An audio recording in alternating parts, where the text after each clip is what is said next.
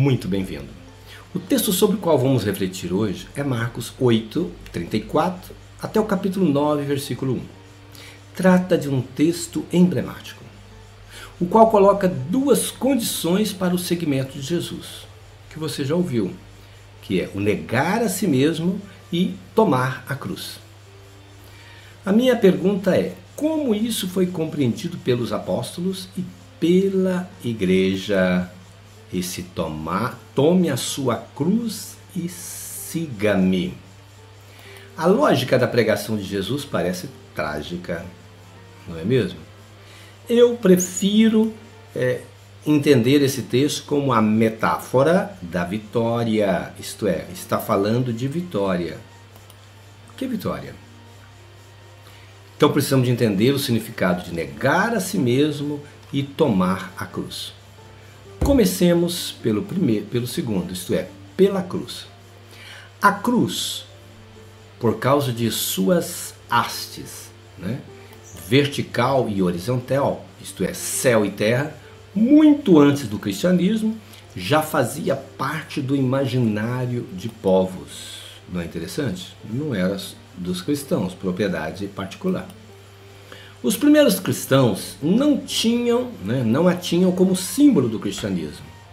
Mas sabe qual era um dos símbolos do cristianismo? O peixe. E por que o peixe? O peixe em grego se diz ixus, a língua que os cristãos falavam. Tomando um acróstico, isto é, as primeiras letras da palavra grega peixe, ixus, se diz Iesu Christou Theos Igios Soter. Traduzindo, Jesus Cristo, Deus, Filho, Salvador.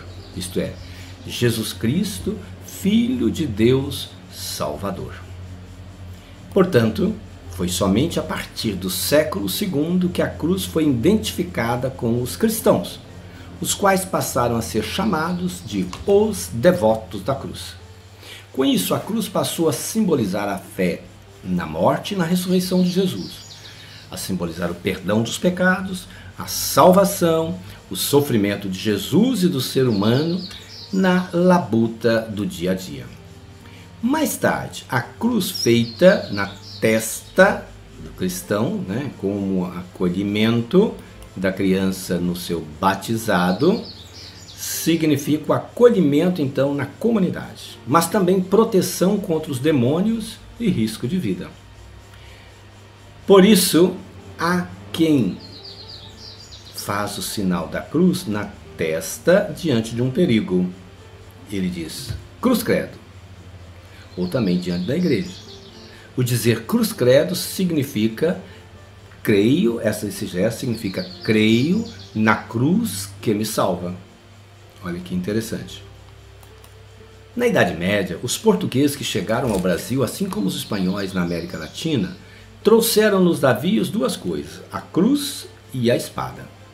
Em nome da cruz, da catequese, eles mataram à espada os indígenas que não aceitavam a fé. Nos outeiros, nos montes por onde passavam, os portugueses fincavam cruzes para simbolizar a posse, a conquista da terra para Cristo, isto é, a conquista para o Império. Também de Portugal veio o costume de colocar nas estradas, no local onde morria uma pessoa, uma cruz. Você já deve ter visto isso por Brasil afora. Esta cruz era para defender a alma do falecido das garras do capeta, que poderia levá-la para o inferno. Lembra a pregação da Idade Média que ensinava isso, que o capeta vinha buscar as almas para levar para o inferno. Interessante, é dessa tradição que veio também o ditado popular, que diz o seguinte, quem me deve foge de mim, como o diabo foge da cruz. Há quantas pessoas que não querem pagar o que deve. Esse costume de erguer cruzes à beira dos caminhos também servia para lembrar o sofrimento das almas penadas e errantes. Isto é, saídas do purgatório, essa tradição veio de Portugal, e que andavam por aí procurando encontrar os viandantes, os transeuntes, para lhes transmitir a mensagem do além, ou isto é, pedir oração. Tomar a cruz não é sinal de sofrimento e nem de conformismo, como ensinou a igreja por muito tempo. Concorda comigo? E eu diria muito mais: sofrimento não salva. Não devo sofrer para encontrar a salvação. O que salva é a consciência de que o sofrimento faz parte de nossa vida e que devemos conviver com ele para superá-lo. Assim como Jesus entregou a sua, sofreu e morreu na cruz para nos salvar. Jesus não morreu na cruz porque quis. Ele não precisava morrer na cruz para nos salvar. A cruz foi consequência de sua atuação político-religiosa. Negar a si mesmo não significa anular-se, aniquilar-se ou desvalorizar-se, mas é simplesmente libertar-se dos seus próprios interesses, sair do seu mundo, do seu ego, isto é, descentrar-se.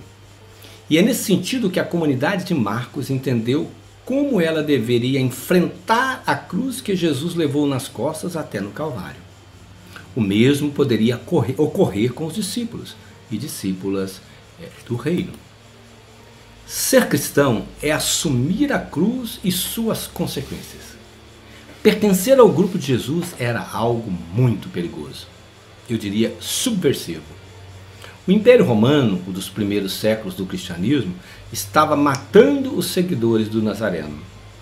O medo diante da morte, da perseguição romana, transformou-se, por causa da lembrança da cruz, em resistência. Esta é a verdade. A cruz de Jesus, entendida à época por alguns como fracasso, tornou-se sinal de vida, de ressurreição, como consequência da atuação política de Jesus e de seus seguidores. Eu diria, para ir finalizando, assim é a nossa vida. Diante de cada tropeço, é importante erguer a cabeça e recomeçar sempre. Seja na vida pessoal, seja na vida social e na política. Os primeiros cristãos recomeçaram a labuta, não pararam diante da cruz. Eu diria, esta cruz salva. Essa cruz salva. Recomeçar sempre, acreditar sempre, lutar sempre. As cruzes estarão sempre por aí. Não há como fugir delas. Sofrer para salvar? Não. Resistir, sim, de cabeça erguida, com a bravura de um atacante que quer sempre o gol. Eis a metáfora da cruz. O seu sentido profundo, metaforicamente falando, é o de perder para ganhar. Fazer um gol de placa na luta por um mundo de justiça, de paz e bem, apesar dos sofrimentos que a vida sempre nos acarretará. Essa é a maturidade da fé que nos salva.